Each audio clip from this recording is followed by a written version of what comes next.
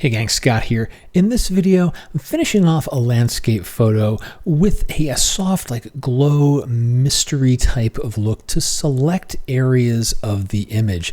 Mystery might be the operative word because it's close to mystical, which is the tool I'm going to use in Luminar to finish things off. This is a photo I shared earlier in a different video. It's a photo here where I'd taken care of some blue color casts in the mountains here. I'm in Lightroom. I finished that stuff off.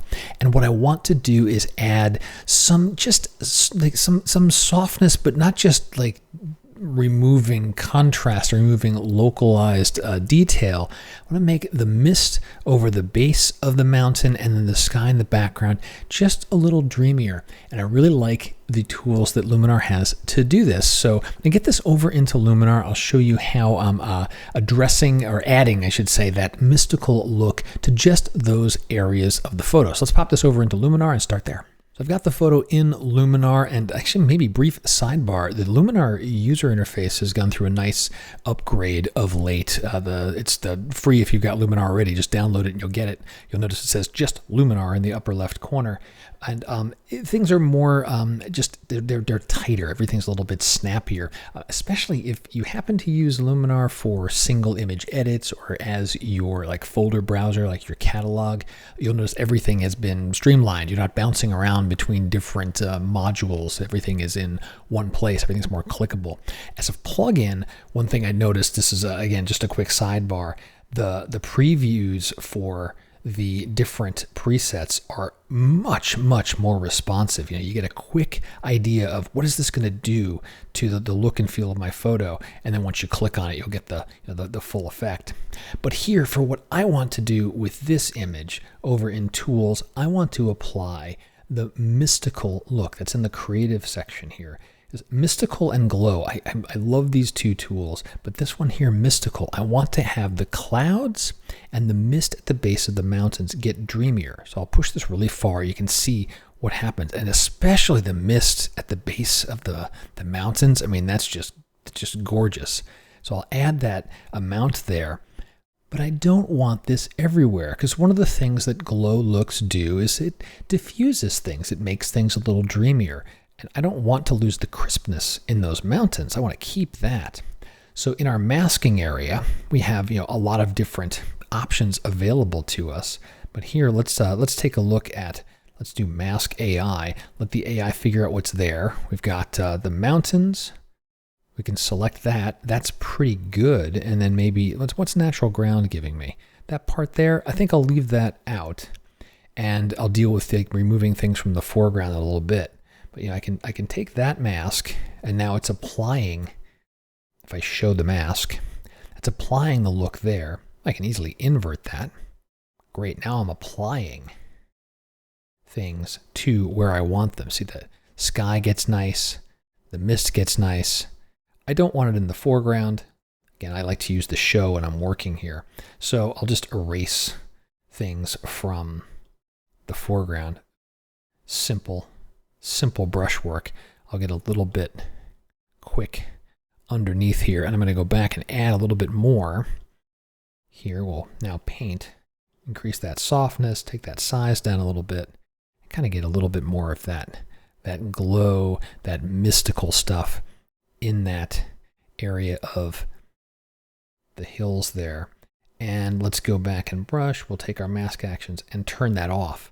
And now we can see before and after. It just adds something. It adds more to the photo. And one thing I noticed, this is something to be aware of when you're using tools like the glow or anything where you're pushing contrast around a little bit. A lot of our tools push contrast around. Watch around the edges of things. If you're doing masking and you're using some of these things with edge detection or AI ranges, and this goes for all sorts of tools, but I noticed it here when applying mystical, is at the top of the mountain. So if I zoom in, right up around here, there's kind of like a little bit of a halo, right? The mystical did some things to those dark parts of the clouds, and it's leaving a little bit of an edge, right? Well, thankfully, we have a couple of tools down here, feather and shift edge. Let me show that mask again. We can see, okay, the selection for when I chose mountains, it chose whatever it chose. And when I inverted it, well, I got the opposite. I have this little barrier. Well, I have a couple of choices. I feather it. Well, that's going to kind of back things off a little bit. Not what I want. But if I shift the edge, I can push it a little bit deeper. So it's just like kind of hugging the top of that mountain edge right there. Now I'll turn off the mask view. And if I take that edge back down to 0, right, that's where we were. You can see that band, that little bit of haloing. And then as I push, shift edge, I'm having that mask creep down and just cover the top edges of the mountain. And then it's just, kind of a matter of where exactly does that feel about right. We toggle that off and on. Okay, I don't have the haloing anymore. I can zoom back out. Let's go right to about there is good. And I can continue on with the image. Next things I want to do is add a little more detail to the mountains. Matter of fact, I can do that here with Structure AI. And I will tell you what, why don't we go ahead and just do that as well. I'm in Luminar. I may as well continue. So I'll get up into the Essentials area. I've got Structure AI. And let's pay attention to, let's zoom in here a little bit. That's a little bit big because I'm already beyond 100%. So this is a little bit zoomed in. I expect to be a little bit splotchy, but as I add the amounts here, I'm only paying attention to the mountains. I know the sky is getting super crisp and things like that. I don't care. I'm watching this mountainous area of the photo. All right, let's zoom back out to see the whole photo. Right around there is good. And so before that structure and after, right? And then the same notion. Get into masking. I've got Mask AI, so that worked pretty well for me the last time. I can choose the mountains. That's good. Show me that mask. And with the brush, I'll erase softness. Let's increase that. And actually, let's do some strength. We'll take most of this out of here. And then a second sweep, it'll really take it away from there and kind of blend it in a little bit. Something like that. You get the idea, being a little bit quick here for the video.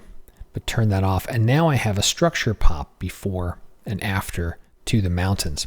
And from here, standard type of stuff. Finish it off, vignette, focus the attention in on that center part of the mountains.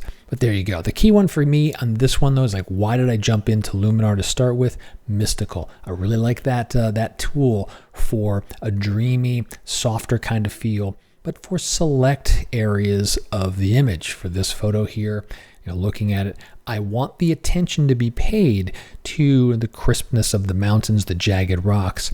And this becomes another type of contrast, right? I have texture contrast versus soft ethereal things, or I should say textured things against soft ethereal things. That's another type of contrast, not just color, not just dark and light. We've got many different kinds of contrast we can accentuate in our photos, and Mystical is one of those tools that can help you do that. Hope you found the video useful. Got questions? Drop them below. And until next time, my name's Scott Davenport. Have fun.